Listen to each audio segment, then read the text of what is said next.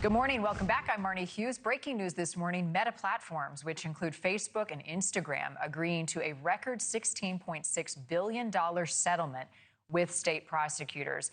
It's to resolve allegations from 29 U.S. states that the platforms were designed to addict children and mishandle their data. The agreement, which halts a major federal trial in California, addresses claims that the tech giant misled consumers regarding platform safety. Joining us now with the legal implications of this and also corporate ones, business attorney Seth Berenzweig. Thank you for being here this morning. So what are the far-reaching implications of this beyond a financial punishment for the platforms?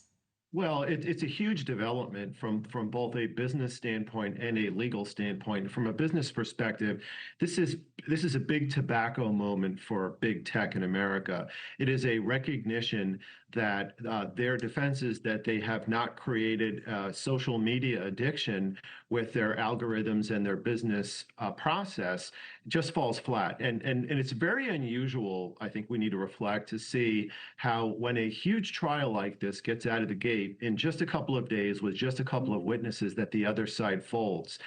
Granted, they avoided the over $1 trillion judgment that the 29 states were seeking, but this is a nearly $17 billion settlement. So it's really a landmark because it will affect how social media companies must operate going forward with proper corporate and protective guardrails. The other element from a legal standpoint, which may not be immediately apparent, is this is frankly, a rejection of what's known as Section 230 of the Communications Decency Act. Section 230 has been a defense that's basically been a Linus blanket for companies to say that they are basically harmless and immune for things that other people post on their site. And that has really been a huge weapon. It looks like that's finally getting chipped away. So from both a business, corporate, and from a legal perspective, this is huge, and it's a major development this morning. All right, so more policing, which is necessary. How about other guardrails? What else are these companies agreeing to change? Right. So I'm looking at some of the settlement terms here on my desk. In addition to a $16.68 billion settlement, they agree to daily use limits. They agree to nighttime blocks. They agree to deployment of new parental tools so that parents are going to have better oversight for the protection of their children. If you take a step back and if you look at this, one really has to scratch their head and ask, why the heck didn't they do this earlier? This is not asking for the sun, the moon, and the stars. These are protections that seem to be pretty elemental and basic. So from a business and from a legal strategy standpoint, to me, it's really a very surprising development, not only in terms of the profound impact from a business and a legal perspective, but why weren't these things reached in agreement earlier? It's very significant.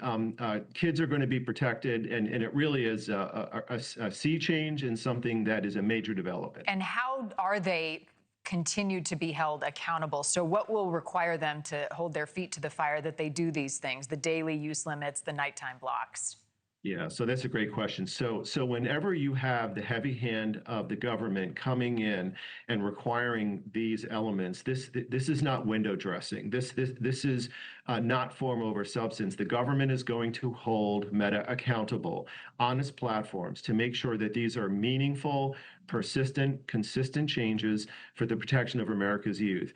And they're going to be held accountable to this. There's going to be oversight. There's going to be measurement. There's going to be, hopefully, as a result of that, a measurable increase in the health and safety and welfare of America's children. So this is something that they're going to be really be held accountable to. This is not window dressing. This is the real deal.